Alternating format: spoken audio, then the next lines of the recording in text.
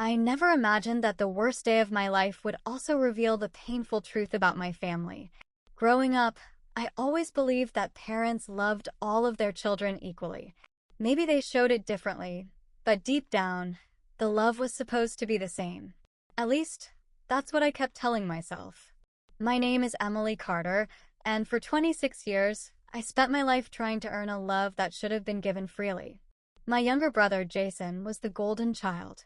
Every achievement of his was celebrated like he had conquered the world, while every accomplishment of mine was treated as something ordinary.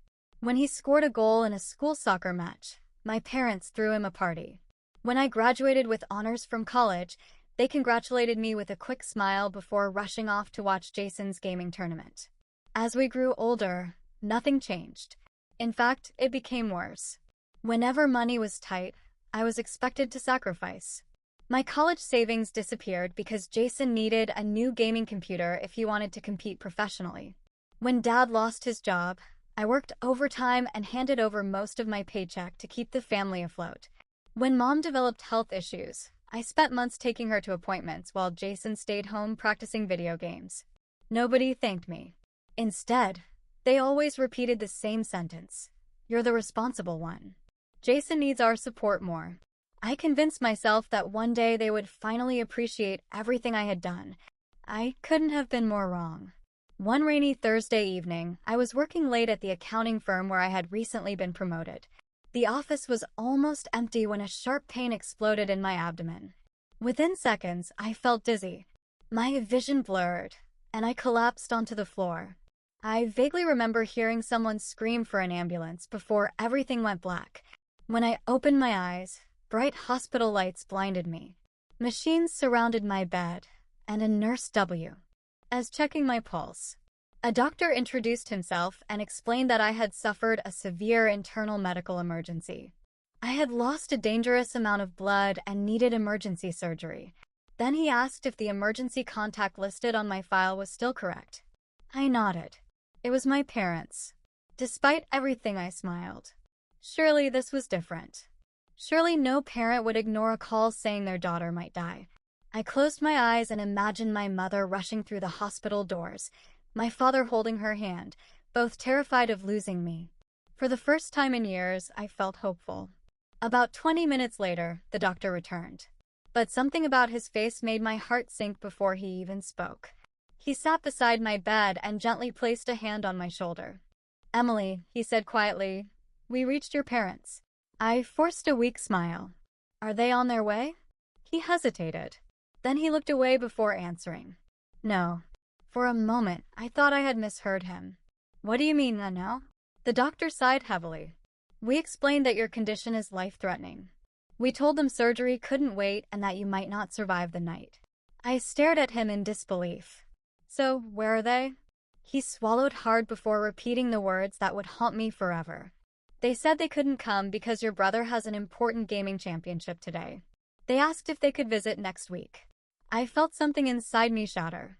Not anger. Not sadness. Something deeper. The last piece of hope I still had. Even after the doctor begged them, explaining that I could die before morning, my mother simply replied, "Emily will understand. Jason has been preparing for this tournament all year." That sentence hurt more than the illness itself. As tears rolled silently down my face, the doctor squeezed my hand and whispered, "I'm so sorry." That night, I signed my own surgery consent forms because there was nobody else to do it. No mother kissed my forehead. No father told me everything would be okay. Only a kind nurse held my hand as they wheeled me into the operating room. When I woke up the following morning, I was alive. The surgeon smiled and said the operation had been successful, but recovery would take time. I nodded politely, but inside, I felt completely empty. I kept glancing toward the hospital door, expecting someone to walk in. Nobody came. The first day passed. Then the second. Then the third. Every time footsteps approached my room, I looked up with hope, only to see another nurse or another patient. The hospital staff noticed. One nurse named Eleanor became like family. She would sit beside me after her shift and bring me tea. One evening she quietly asked, "Doesn't anyone know you're here?" I smiled through my tears. "They know. She looked confused. They just have something more important to do. Eleanor reached across the bed and gently held my hand. Sometimes, she whispered, the people who share your blood aren't the people who deserve your heart. Those words stayed with me.